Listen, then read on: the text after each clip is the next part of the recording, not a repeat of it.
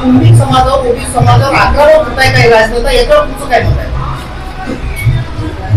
सर्व जाती धर्माला घेऊन चालणारा काँग्रेस पक्षाचा नेता म्हणून मी काम केलं आहे. मी तुमसर विधानसभेचा ओबीसी बहुजन महासंघ, बच्चू कडू साहेबांचा प्रहार आणि सर्व गोंडवाना पार्टी या पक्षाचा सांगली पॅटर्नचा उमेदवार,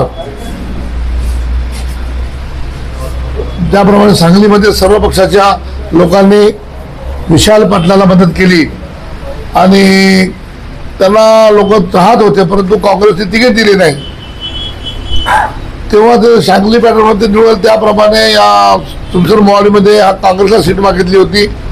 ही सीट पवार साहेबांच्या पक्षाला गेली. पवार साहेबांच्या पक्षातले जी 12-13 जिल्हा परिषद सदस्य आहेत त्यांनी आपल्याला तिकीट मागितली, त्यांनाही मिळाली नाही. वेळेवर तेलंगणा पाठवून आलेले चरण वाघमारे यांना मिळाली.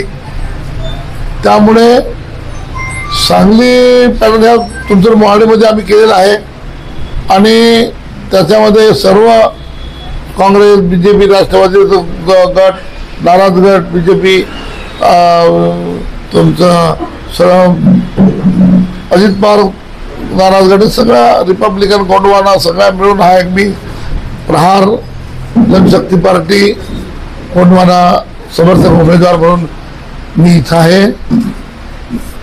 आणि इथे फार मोठ्या दोन्ही आमदारांनी इथं काही काम केलेलं नाही.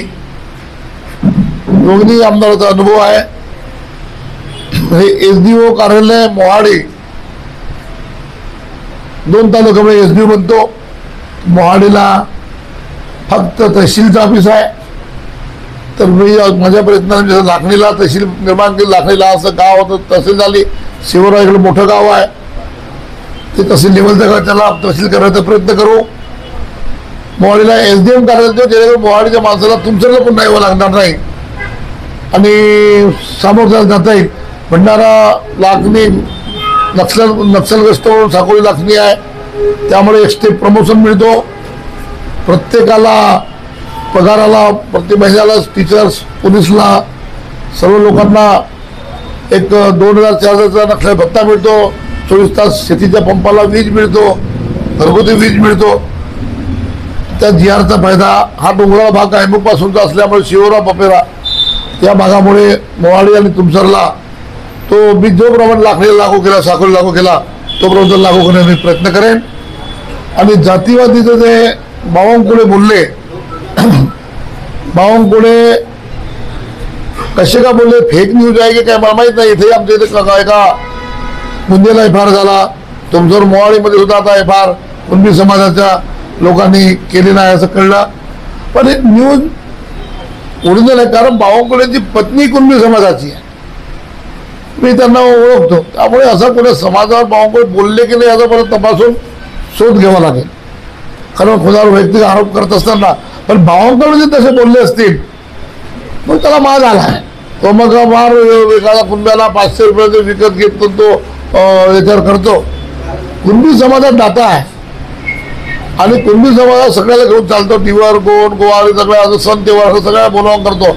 आम्ही आमचे कलार पाटील असतील, कुणबी पाटील असतील, सगळे घेऊन चालणार लोक आहेत. त्यांनी समाज सुद्धा ओबीसीच आहे, ओबीसी पाठ ते नसतील करत, त्यांचं मागणं असेल. परंतु असं जर तो भावने होतं, मी त्याला भंडारा जिल्ह्यामध्ये बंदी करेन आणि महाराष्ट्रामध्ये नागपूरमध्ये खूप त्याच्या व्यवहार झाले. परंतु मी याची सहनिशय पूर्ण करत आहे की ज्याला कोणी त्या समाजाने मुलींची मुलगी मिळालेल्या त्याला कुणबी समाजाच्या मुलींनी लग्न केलं, त्यांचे आमच्या घरचे संबंध आहेत. आम्ही ती सुद्धा वडोदऱ्यामध्ये शिक्षक होती, माझी बहीण जिल्हा परिषद पूर्ण परिचय. आणि असं असताना जर त्याला एकदा वरती केला होता, आमदार झाले होते, मंत्री झाले, भारतीय जनता पार्टीचं एकदम खालती आणून ठेवलं होतं. तिकीट सुद्धा विधानसभेत मिळालं नाही. त्यात पक्षांच्या गरमी उतरवली होती. तर अशी जर तो समाज, आमच्या समाजात जो दानशूर समाज आहे, कुणबी बिना मागे बिना देता न देणे, दिया बिना रहता गरीबाला शेतीवर उत्पन्न करून तुकडोजी महाराजांनी मागे तो वाघेश्वर बाबा आला होता, तुकाराम महाराजांबद्दल बोलला होता. आम्ही नेहमीच शिवा खात असतो कोणाच्या. आणि कुणबी जर जागा झाला तर बावनकुळेच्या भंडारा जिल्ह्यात पाय सुद्धा ठेवू देणार नाही आणि त्याचं नेतृत्व आम्हाला करावं लागणार करणार. पण आम्ही सहनिशय करून देऊ. खरं काय खोटं काय पॉलिटिकली वाद नको.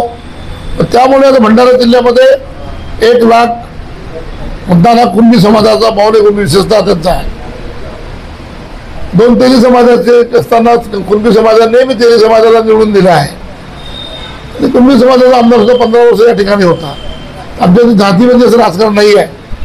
पण एक आमदार हा कामाचाच नाही, जो राजू कारभारीचा आमदार आहे हा 6 वाजतापासून हा बेहोश असतो, होशातच नसतो.